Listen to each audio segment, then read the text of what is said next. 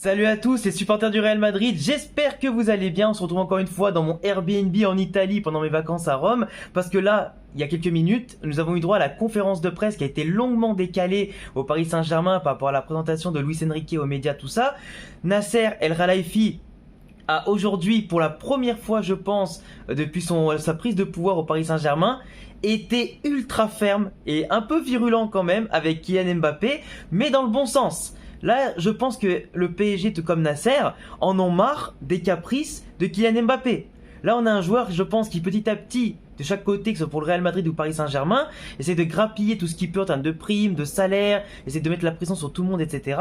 Et je pense que tout le monde en a ras le cul de la noisette. Il n'y a pas que moi en vidéo, et je pense qu'il n'y a pas que vous qui en ont marre de ce feuilleton qui dure maintenant depuis 2 ans, voire même un peu plus, parce que le Real Madrid, ça fait maintenant un moment qu'ils font en tout cas des pieds et des mains pour essayer de ramener Kylian Mbappé. Et là, Nasser El Khelaifi a dit noir sur blanc, sur papier, mais aussi également devant les médias du monde entier, avec un ultimatum posé à Kylian Mbappé en tout cas, mais de manière publique. Cette fois-ci, il n'y a pas de rumeur ou de on dit. Cette fois, c'est certifié, validé. Mbappé ne partira pas gratuitement du Paris Saint-Germain. C'est soit il se barre cet été, soit il prolonge. Il n'y aura pas de... Il prolonge pas, il restera cette année. S'il se barre pas cette année et qu'il prolonge pas, il risque de rester en tribune toute l'année. Donc avant l'Euro 2024 et avant en tout cas pas mal de choses, les Ligues des Champions et tout ce que tu veux, il risque de passer toute l'année sur le banc. Et ça, Nasser, il est capable de le faire. Quitte à payer Kylian et ne pas lui donner les primes en question qu'il devait lui donner ou je sais pas quoi, et sans lui offrir un nouveau contrat encore plus juteux qu'avant et forcer un départ au Real Madrid qui arrangerait tout le monde, dont le Real Madrid forcément, bah il le laissera en tribune. Et ça, c'est très chaud.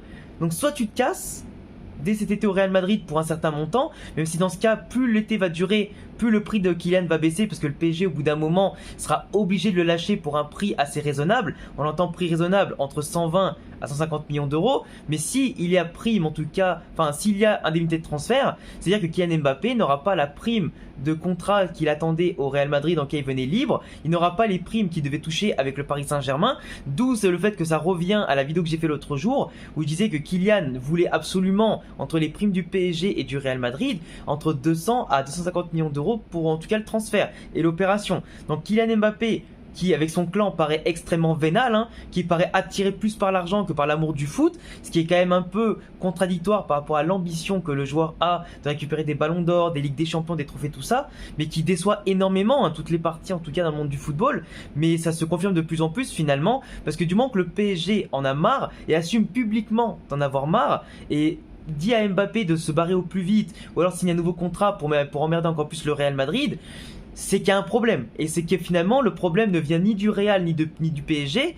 On a beau dire que le PSG, par exemple, c'est un club mal géré, tout ce que tu veux, mais je pense qu'ils se sont enfermés tout seuls avec une diva que l'on peut considérer comme un des meilleurs joueurs du monde, ou le meilleur joueur du monde. Mais là, aujourd'hui, tout le monde est sous pression à cause de lui. Tout le monde fait partie de son jeu, de son clan et tout ça, parce que tout le monde connaît son importance, tout le monde sait ce qu'il peut apporter au Paris Saint-Germain, les garanties sportives de résultats, parce que c'est pas Messi ou Neymar qui font le jeu à Paris, c'est Mbappé qui les porte à bout de bras, qui fait absolument toute la différence, qui les aide en tout cas à avoir quelques trophées, même si des fois ils ratent des Coupes de France, que les Ligues des Champions ça marche toujours pas, en tout cas ça a jamais marché pour Paris Saint-Germain, mais globalement Mbappé, c'est la force qu'il a à imposer en France, pour les médias, pour la Ligue 1, pour la Droite TV, pour les sponsors, tout ce que tu veux, l'influence qu'il a au sein du monde, tout simplement.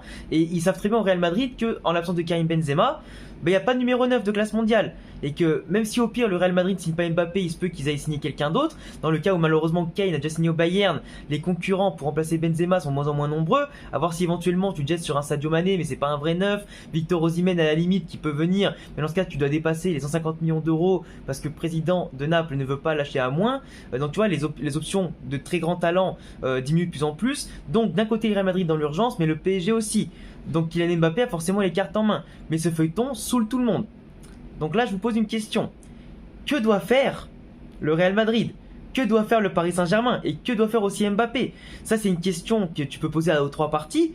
Mais la position est claire. Le Real Madrid, dans le cas où le Paris Saint-Germain vient en tout cas d'annoncer publiquement tout ça, le Real se remet en position de force. Proposer 150 millions et pas plus, ou 120 millions d'euros et pas plus, sachant que le joueur ne veut que le Real Madrid et n'ira pas à Liverpool ou à Manchester United, même s'ils mettent 300 millions d'euros sur la table, le Paris Saint-Germain n'aura pas le choix. Parce que même s'il voudrait accepter les 300 millions d'un club anglais, si Mbappé veut pas y aller, et ben il ira pas. Et donc forcément aujourd'hui, tout le monde va devoir baisser son froc, encore une fois, mine de rien, pour Kylian Mbappé. Après, si Mbappé, honnêtement, il finit en tribune toute l'année prochaine, enfin du moins toute cette saison-là, je veux dire, et ben frérot, j'ai envie de te dire, bien fait pour ta gueule. T'auras ton argent, mais tu joueras pas. Donc tu joues pas pendant un an. Donc pas de Ligue des Champions globalement, parce que s'ils jouent pas, et qu'en plus le PSG le vend pas, ils auront pas l'argent de le remplacer numériquement dans l'équipe. Par rapport au fair play financier, dépenser assez pour trouver des remplaçants. Parce que si tu vends Kylian, c'est l'assurance de pouvoir reconstruire ton effectif. Si tu le vends pas, tu as son salaire sur le dos. Et en plus de ça, il partira gratuit et tu peux pas le remplacer. Ou du moins, tu peux pas compléter l'effectif comme tu le veux. Donc t'envoies Kylian en tribune. C'est l'équipe de France qui va en pâtir à un an de l'Euro. Et des JO aussi. C'est le PSG qui en pâtit parce que la Ligue des Champions, tu pourras pas la gagner sans Kylian Mbappé. Potentiellement la Ligue 1 et la Coupe de France, tu vas galérer à la gagner si par miracle Marseille et Lyon et Monaco ou Lens, je sais pas, font une grosse saison. Donc tu vois au final, la balle est plus dans le camp de Kylian aujourd'hui du Real Madrid que du Paris Saint-Germain. Et je pense que là aujourd'hui, la prise de position de Nasser, bah, c'est ce que voulait Kylian. Pour que comme ça, c'est pas lui qui dit je veux partir, mais c'est Nasser qui le pousse finalement à prendre la décision. Donc maintenant à voir comment le PSG et Real Madrid vont régler ça. Voir si le PSG acceptera de le vendre à moins de 200 millions. Parce qu'à un an de la fin de contrat, le Real Madrid ne mettra jamais ce tarot-là. Ça c'est clair et net. Et si Mbappé n'est pas un mec qui n'aime que l'argent, il prolongera pas avec le PSG. Si Mbappé prolonge d'un an de plus, mais rien que un an de plus, ça veut dire qu'il partira du PSG à quoi? Il aura 26 ans, il ira sur les 27, mais il aura passé toute sa vie quasiment en Ligue 1, ce qui est pas mal, hein. N'importe quelle personne, je pense, au monde, si on lui dit tu fais une carrière en Ligue 1, t'es content.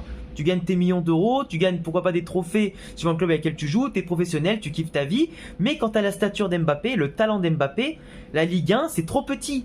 T'as déjà tout gagné je sais pas combien de fois. T'as été élu meilleur buteur, meilleur joueur je sais pas combien de fois. À un moment donné, il faut aller voir plus haut. Et le Ballon d'Or, il le fuit parce qu'il a pas le standing en Ligue 1. Il a pas le standing. Et c'est de pire en pire. Même s'il y a d'autres équipes qui peuvent faire illusion, même le pire Paris Saint-Germain, il gagne des Ligue 1. Peut-être pas toutes les Coupes de France, mais il gagne toutes les Ligue 1, quasiment. Ou une fois toutes les 4 ans, il y a un miracle qui se passe. Mais aujourd'hui, tu veux passer un cap, c'est le Real Madrid. C'est les championnats européens, Première Ligue, enfin de haut level, tu vois, la Liga, tout ça. Donc voilà, maintenant, je pense qu'on a tous dit ce qu'on avait à dire sur ce dossier-là. On en a tous marre. Donc maintenant, attendons de voir les prochains jours. Mais là, cette conférence de presse va tout accélérer. Et le jour, je parlais du 23 juillet pour signer Mbappé avant que le Real parte en pré-saison aux États-Unis, qui sont sponsors, droits TV, de préparation, automatisme, tout ça. Donc là, peut-être que cette date du 23 juillet, finalement, d'ici 20 jours et quelques, un peu moins, ça peut s'avérer vrai. Parce que là, cette conférence de presse va tout accélérer. Donc à voir ce que va dire Mbappé, parce que je pense très clairement qu'il va y avoir une réponse de sa part dans les prochains jours, en suivi d'une prise de décision. Là, le destin est scellé, peut-être, pour la noisette, que l'on n'aime pas ou pas, hein. Que l'on aime ou pas, peu importe. Donc en tout cas, je vous laisserai me dire en commentaire ce que vous en pensez. Nous, on va sortir, manger, boire un coup, parce que ouais, c'est l'Italie, on n'a pas que ça à faire, de faire non plus que des vidéos tout le temps, c'est les vacances, mais on va suivre quand même ça de près. Je vous tiens informé de la moindre chose qu'il y aura à dire là-dessus sur le sujet. Et puis voilà, désolé s'il n'y a pas trop de montage, mais j'ai pas mon matos sur moi, donc forcément, c'est mieux de vous tenir au courant que pas du tout. Abonnez-vous, cochez la cloche, le petit pouce bleu, les réseaux en description les frérots, et à bientôt pour d'autres vidéos. Ciao!